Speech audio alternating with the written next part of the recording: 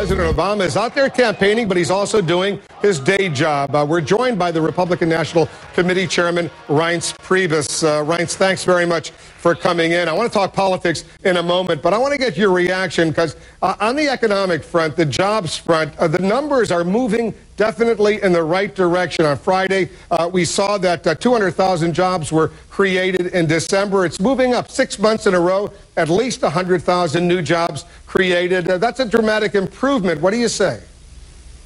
Well, I mean, the numbers speak for themselves, Wolf, and you know, personally, and I think in all objectiveness here, they're just not where they need to be, though, Wolf. I mean, the fact of the matter is, you know, the chairwoman and Nancy Pelosi were the same people 3 or 4 years ago saying that 5% was unacceptable, and now they're cheerleading 8.5%. So I'm not dismissing your comment, but what I am telling you is that long-term unemployment is still a disaster. Where we're at today is nowhere near where the president promised that this country would be at. We spent almost $1 trillion trying to stimulate this economy. And here's the bigger problem. Americans don't feel better off today than they were a few days ago just because the Department of Labor tells us that things have ticked just ever so slightly better. The fact is people are hurting out there. This economy is not where it should be, and 70% of the Americans that are polled say that we're on the wrong track in this country. We've got a lot of work to do. There's no doubt that there's an enormous amount of work that has to be done. But look at this chart, and I don't know if you'll see it, but it shows the unemployment numbers month by month. Going into the Obama administration, the last 6-7 months of the Bush administration, dramatic. Every month, 600,000, 700,000 jobs lost. And at the first few months of the Obama administration, it continued. But then it starts picking up, and then it's in the positive now for all of this past year. And as I said, the last 6 months, at least 100,000 new jobs every month created. That shows a pretty dramatic improvement since the president took office. Yeah, well, what you don't see in the numbers, though, Wolf, and I can't see the chart, but I can tell you that what you don't see in the numbers, and I think many astute observers know this, is that you're only seeing the percentage of people that are actually looking for work that are reflected in those numbers. What you don't see are the hundreds of thousands of people that are saying, I'm not even going to look for work, so they're not even actively looking for work, and they're not even tracked by the Department of Labor. If you combine the people who are, first of all, looking for work and not finding it, and then you add on to that number the people who have said, look, I can't even find a job, I'm not even going to look for work, and the underemployed. I mean, we have numbers that are beyond any comprehension here in this country that are going on. So while those numbers, I can't see it, I'm not doubting your actual figures there, but they're only reflective of the amount of people that are actually looking for work. And let's face it, if you know, I think the idea of cheerleading for 8.5% unemployment in this country, even of that number,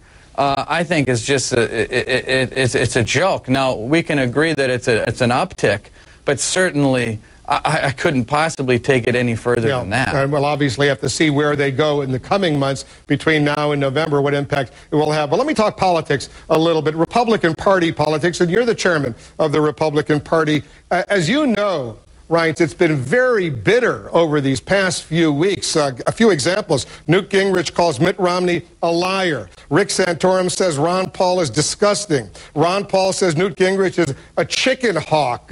What's going on here among these are not Democrats blasting each other. These are Republican presidential candidates. What are you doing about this? Well, you know, listen, you know this is maybe even more so than I do, Wolf. I mean, primaries are tough.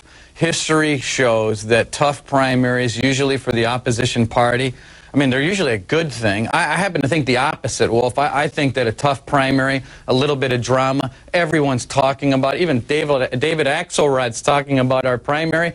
I think it gives us a lot of horsepower. The interest and the intrigue is great. Voter registration, both in Iowa and New Hampshire, we're outpacing the Democrats 2-1. We've closed registration gaps in both of those states. We're actually 8,500 votes ahead in New Hampshire. So what I'm telling you is that although tough primaries can cause some people to wring their hands and be concerned, at least on our side of the aisle, in reality, and in that history shows, and you look at Hillary Clinton and Barack Obama, tough primaries usually equal winners in American politics. So I'm excited about it. How worried are you that Ron Paul, if he doesn't get the Republican presidential nomination, might run as a third-party candidate, dividing up a lot of that conservative vote, if you will, and could almost certainly guarantee, at least potentially, President Obama's re-election? I'm not worried about it, Wolf. Obviously, I have to worry about where we're at on the Republican side here. I think Ron Paul's a good Republican. I know he loves our party, and his son is a great leader in the United States Senate. So I don't see that at all. I know that he believes that Barack Obama, and I do too, is squandering the very idea of America, the idea of personal and individual and economic freedom, that this president is flushing down a toilet. And I know he believes that, and I know that he's a Republican, and I'm not worried about it at all. Well, we're out of time, but you're flushing economic freedom down the toilet? What do you mean by that? Well, what I mean is that when you have a federal government that's on a pathway here under Barack Obama's watch to spend 42 or 43 cents on every dollar made in America, that's a battle for freedom. That's a battle for freedom between government's insatiable appetite to grow, and it's also in a battle for everyone's individual and economic freedom. And you know, we've created a government that is so big, Wolf, that we can't afford it anymore. That's the problem. We've created something that is so big that if we don't get in control of our spending and the size of government, we're going to lose our freedom here in this country. Reince Priebus is the chairman of the Republican Party. Reince, thanks very much for coming in. Thank you, Wolf. Happy New Year. Happy New Year to you, too.